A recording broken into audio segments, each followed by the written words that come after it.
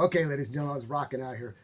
So I'm back now. It's February 2nd, 2019, and to my left, I have sitting with me Wade McGaha, a deacon from the Marlow Baptist Church here in Cameron, and a member of the safety team there. And we're going to be discussing with him some things about church safety. But first, the reason I have him here is because I happen to see an article, and I'm going to read that article in part, and then we're going to segue back over to Wade and follow up with it and start talking about basically a question and answer thing of why they're doing it, why they have a safety team, and why it's necessary, so on and so forth. So let me start with this article that I saw. This is from a Mary Flume, I believe it's pronounced, and it's titled Guns and God, Growing Number of Churches Want Armed Security, or we should say correctly, armed safety teams, right? Okay. When Chris Cruz prepares for church on Sunday mornings, he follows a routine. He rises early, he puts on his church clothes, a button-down shirt paired with blue jeans or khakis. Then, before leaving the house with his wife and 2 children, he straps a firearm on, a 9mm or 45 to his right hip. "I don't leave home without a gun," Cruz said. "It's kind of like the old American Express cards ad, I just won't leave home without it." Cruz, 47, is part of a security team at Ava Assembly of God, a Pentecostal church of 300 members in Ava, Missouri. The church has no paid security guards. Instead, it counts on a team of 18 church members to keep fellow congregants safe. None of the security team members are paid and all carry handguns. Ava Assembly of God launched the security team 18 months ago after the church's pastor, Buddy Boyd, received threats related to a domestic dispute involving members of the community. In response, and amid rising fears of mass shootings in general, a congregant suggested forming a security team. Boyd quickly agreed. "Times have changed," Boyd said. "The number one concern is to protect our parishioners." The volunteer security team at Ava Assembly of God is one of hundreds of such teams created in recent years by churches and synagogues to keep followers safe. According to several security companies and nonprofits that specialize in providing safety training to religious institutions, the growing number of, which I am one of, just to add, the growing number of teams coincides with a string of high-profile attacks that have shown the vulnerability of houses of worship. Gun control advocates have argued against weapons in houses of worship on the grounds that armed volunteers can cause confusion for their law enforcement responding to reports of shooting. Matt speaking here. Screw you people, okay? Just screw you people, shut up and stay out of the way. You people are a pain in my backside. You really are. Just shut up. You have no clue. I guarantee you, if you're in a church getting shot up, you're going to thank God for that individual who's got a firearm packed on his right side or his left side or whatever and takes down that scumbag. So just shut up. Okay, we're back to the article now. There is evidence that church security teams can save lives, noting a 2007 incident in which Gene Assam, a former police officer and volunteer security team member, shot an armed intruder at a church in Colorado Springs, Colorado, who had killed 2 teenagers in the parking lot. People have come to recognize they can't rely on calling 911 during an attack as a security plan. They know they need to do something more. Shootings happen everywhere. 50 years ago, you could say no guns should be allowed in church, but times have changed, says Trappist Taylor, 49, the police chief in Sparta, Missouri, who started the Ava Assembly of God security team. Shootings happen everywhere. Churches are sitting ducks. Churches are sitting ducks, noting that the houses of worship tend to have multiple entrances and door open policies that strive to accept everyone, including emotionally unstable. Protect the flock. Pastor Frank Pomeroy's 14-year-old daughter was among the victims in the 2017 shooting in Sutherland Springs, Texas. Pomeroy said he felt safe in the church because he carried a gun and knew several church members who did as well. He believed he and other armed congregants would be able to defend the church in the event of a shooting, but because there was no formal schedule for armed parishioners to follow, no one who traditionally brought a gun to church, including Pomeroy, was in attendance that day. "We thought we were prepared, but we weren't. Since the shooting, the church has invested in cameras and radios, also implemented carefully choreographed schedule of volunteers who carry guns both openly and concealed during Sunday services. There's no scripture that shows me that we need to keep weapons out of the church," Pomeroy said. "There is scripture that says we're supposed to protect the flock." Okay? That was the article, and that is why I called Wade. And Wade, welcome to the program. Just make sure you speak in that mic. And Wade, welcome to the show. Tell everybody who you are. Give a real quick briefing or background of your credentials and who you are, okay? Well, thank you, Matt. I appreciate you inviting me to come on your program. I wish we wouldn't have to be here talking about this, but the time has come to where we have got to start paying attention to what's going on all around us and now in churches. My name is Wade McGaha. I'm originally from Georgia. We moved to Tampa, Florida, where I retired as a deputy sheriff for 30 years. We moved to the great state of Texas, where we call this home. We joined the Marlow Baptist Church, where we got to know our pastor, Brother Wayne Kirk, and the other members there. And we had been talking about church security or people bringing guns into church. And so then in June the 17th, 2015, Emmanuel African Methodist Church in Charleston, South Carolina, a active shooter walked into that church and killed 9 people. Sir. Then we started reading a little bit more and started finding out a little bit more, and that got our attention of could this happen to Marlow Baptist Church? Then, on that awful day of November the 5th, 2017, Sutherland Springs Baptist Church, where a gunman walked in and killed 26 of those people. That really got our attention. We formed a meeting that we decided let's call the people that we need to call and talk about forming a security team. And for some reason, they decided to elect me as spokesman, I guess. Smart move. Sir? Smart move. I don't know about that. But they said, well, what do we need to do? So we started looking. And first of all, we got our pastor, Brother Wayne Kirk, on board. And we asked him, what do we need to do? And he said, go full ahead with this program.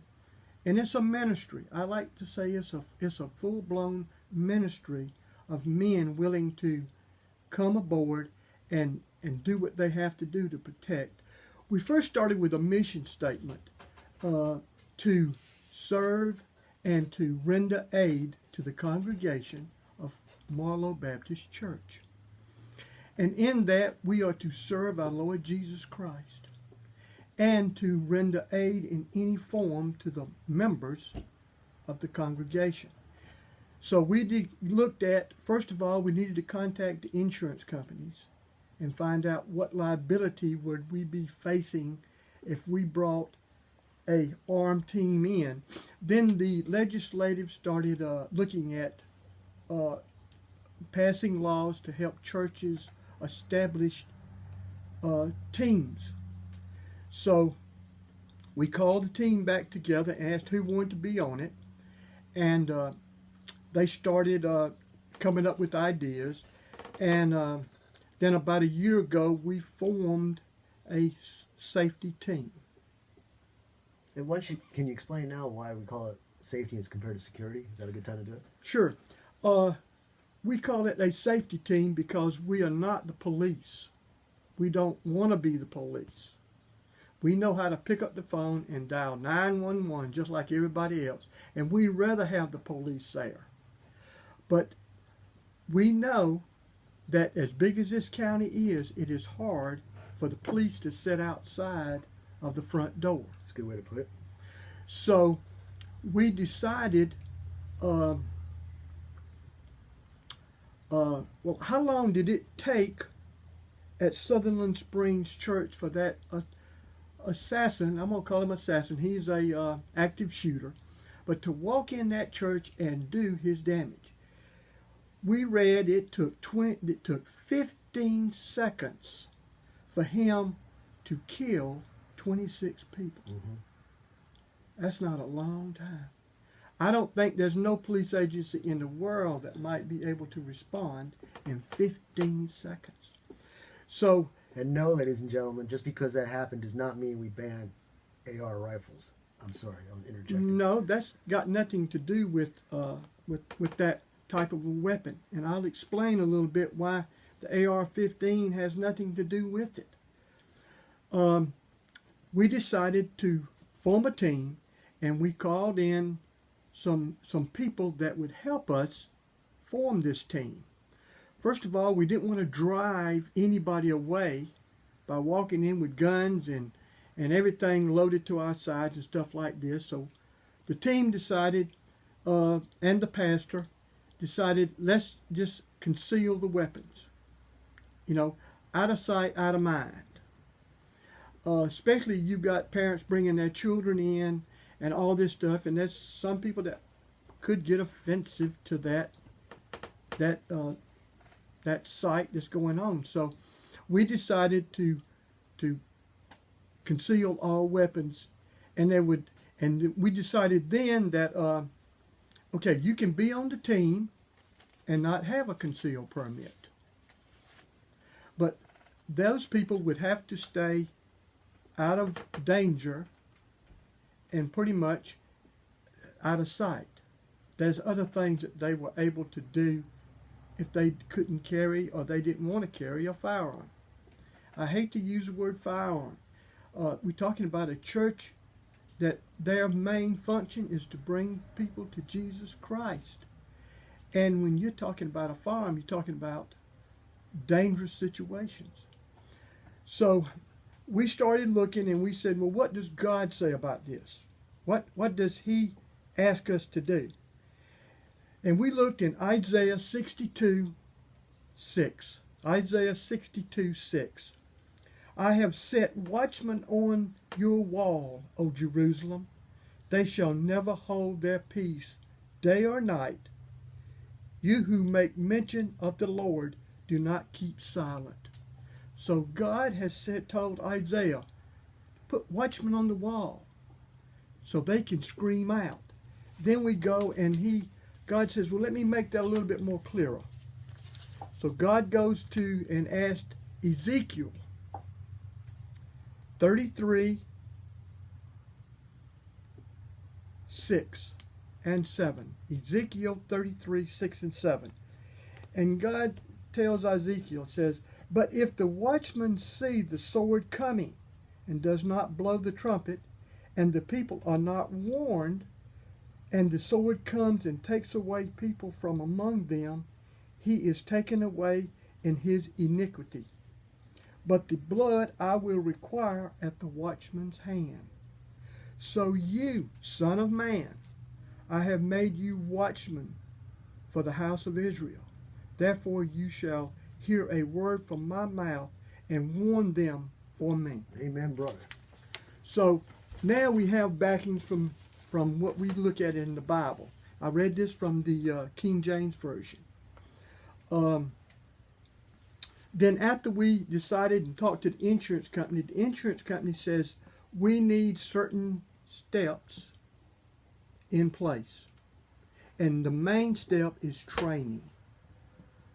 Everybody on the team has to be trained.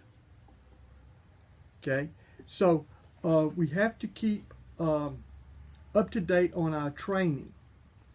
We call in state certified people that, and aren't you a state certified instructor? I'm an instructor for license to carry, state certified. That's correct, but I have a wide range of abilities that we teach. So And this would be one of them, is that not? That's true. We do seminars of this, and we have I have a special team set up where we go over a lot of these things, and we have done schools and churches, and so we cover all the stuff that you're talking about. Yes. Wonderful, wonderful. At least we have somebody close by, and that could do that.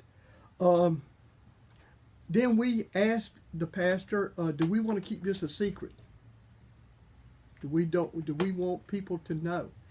And the only thing that we don't broadcast is that who is armed and who is not. That's right. and I still hate to be sitting here talking about this, but Sutherland Springs sure wish they had somebody. And let me pause you for a second. Let me make a segue on this. I've made this comment before to these people who don't like guns, okay? And you heard my rant a little earlier. If you got two people, one's a pro-gun person and the other one's an anti-gun person, they're standing there, and you got the bad guy who wants to rob them, but you can't see the guns because they're concealed. He goes, I don't know which one has it. So the piece of, I shouldn't say that. The person who doesn't want guns is protected in default to some degree by the person who does have it, because the person who wants to hurt you knows that there's always the possibility that somebody's got a firearm on them. So the person coming to your church may not see the people with the firearm, but they know it exists because you've broadcasted it so. Yes. So you keep a peaceful or a somewhat tranquil environment by the lack of seeing the firearm, but it is there if it needs to be used. Exactly right.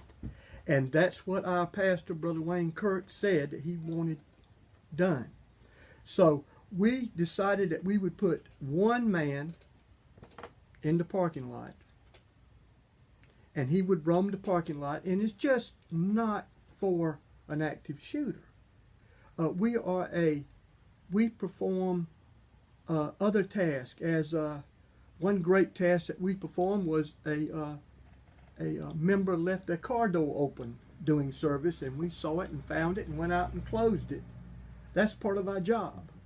Just, it's not the actual protection, but it's to render aid. I want to say something, Wade. I start to tense up when you speak too clearly and too specific and exacting as to what you're doing, because my military mind, my protective mind is to study somebody, to see weakness.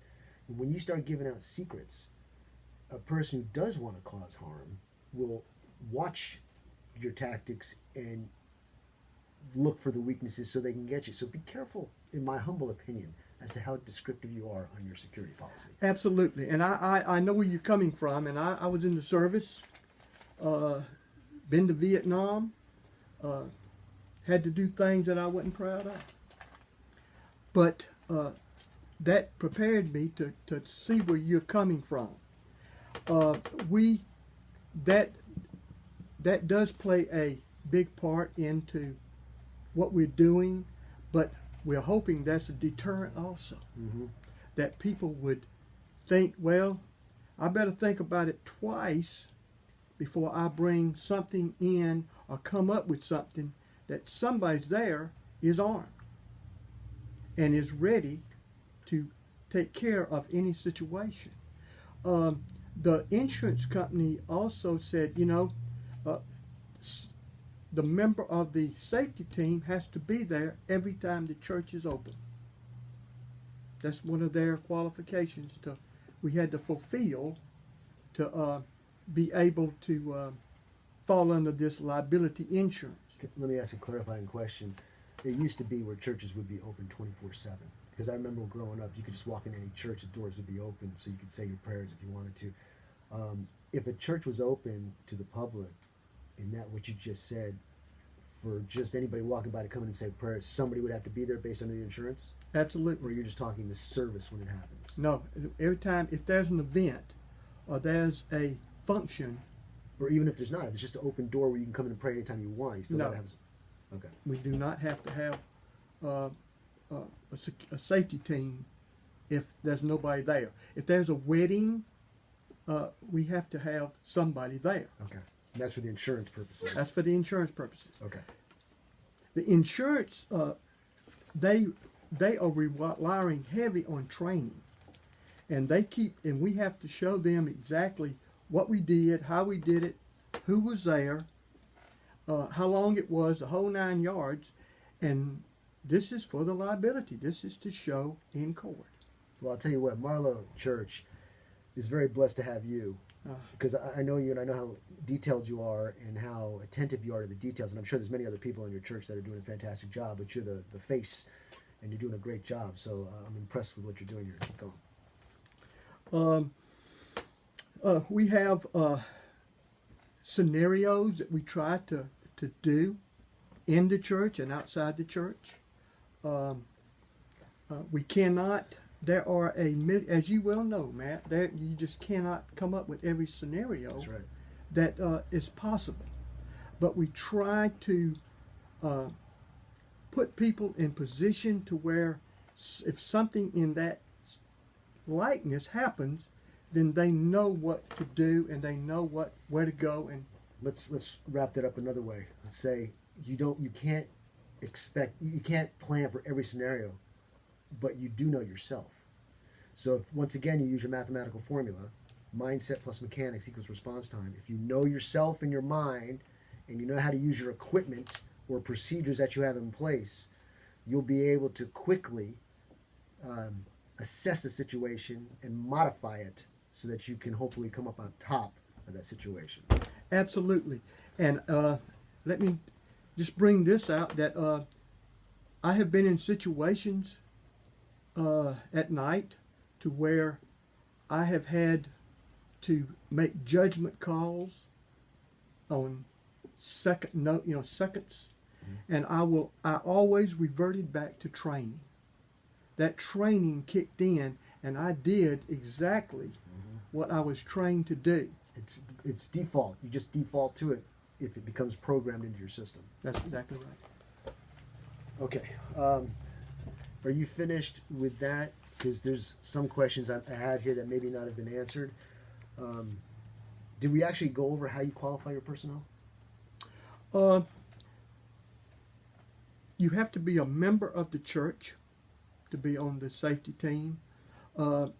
You have to have a concealed weapons permit if you're going to be on the team. And you had a whole group of people. Sorry? You had a whole group of people attending. Yes, we did. Pretty much everybody that's on the team now has a concealed weapons permit. Like I said, that's just secondary, really and truly. We help people that have fallen, wheelchairs, first aid. We're being trained in all that. So if we need that particular aspect of this safety, we got it. But we are prepared and ready if something else more drastic happens. Okay, I've got a question here. You got some people who are anti-gun for political reasons.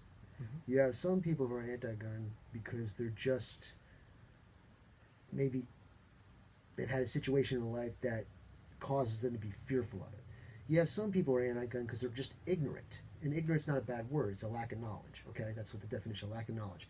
Is there anybody at your church that has spoken up who's opposed to it? Because you're very well organized, you're very well trained, you're very well demeanored, as I know all those people there, because I know many of them. Okay, it's a very well demeanored church. So is there any rejection to this in your church? We have not had, to my knowledge, anybody to come up or to speak out or to call the pastor and complain and say they don't want this, they don't. What we have had is the opposite, that people are welcoming a safety team that's there.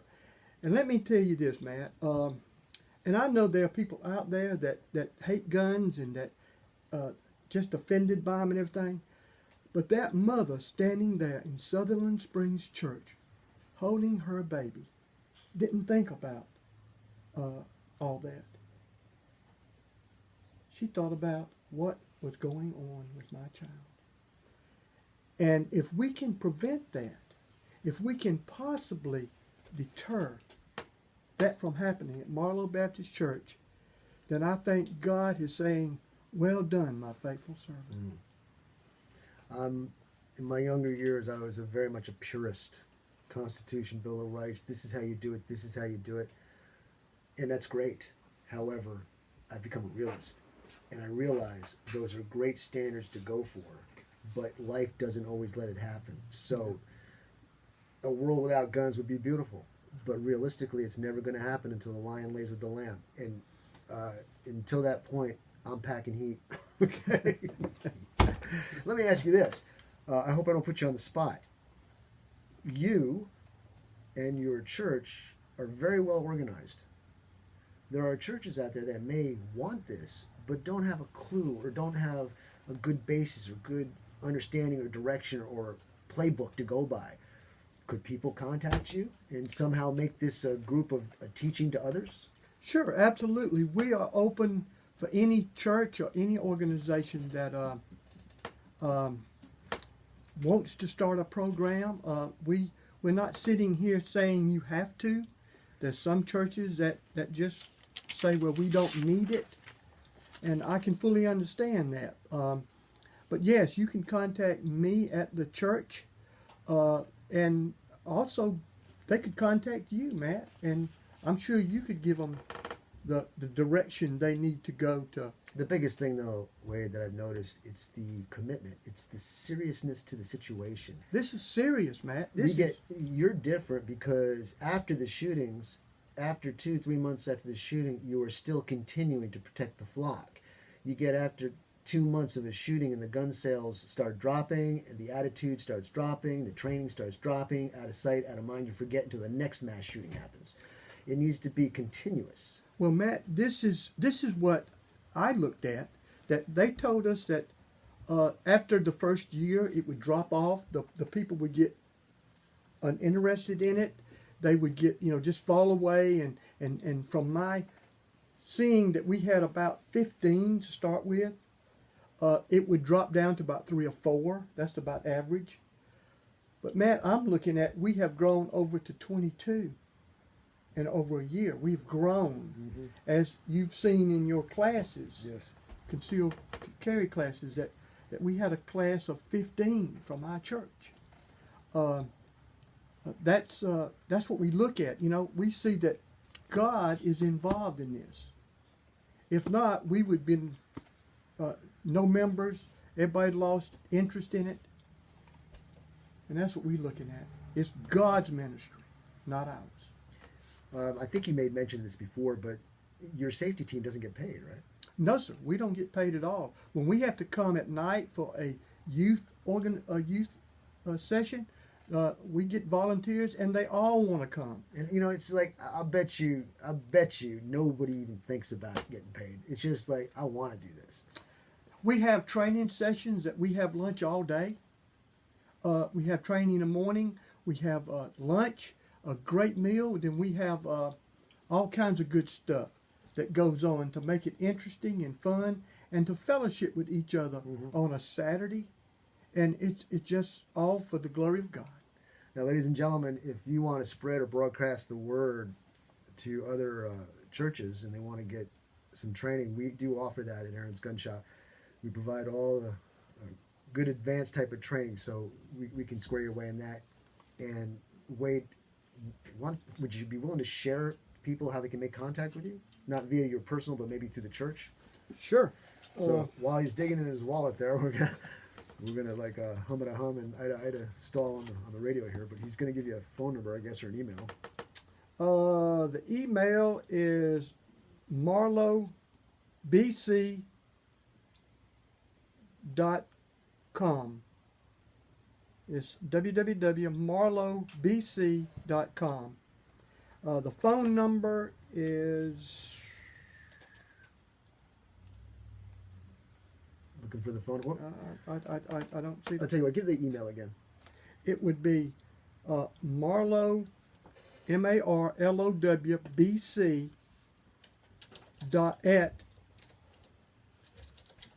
It's going to be... worldpress.com. Give me the whole thing. Joel, did you pull up a number? No? Okay. Well, we're running out of time. It's going to be Marlow Baptist Church, Cameron. Look it up. Wade McGaha, he's squared away. He's got it going on. So if you want some tips or advice as to how to maybe get your church organized like this, and remember, it's all about the training and mindset. You got to be a team. You got to work together, and working together, you can accomplish much. Did you get a number, Joel? Yes. All right, go ahead. What is it? The phone number is 254-697-4565. 254-697-4565. Fantastic. Wade, I can't thank you enough for coming on. I really appreciate you coming on and sharing what you're doing to everybody, so hopefully maybe they can do the same with as much proficiency as you guys have been showing.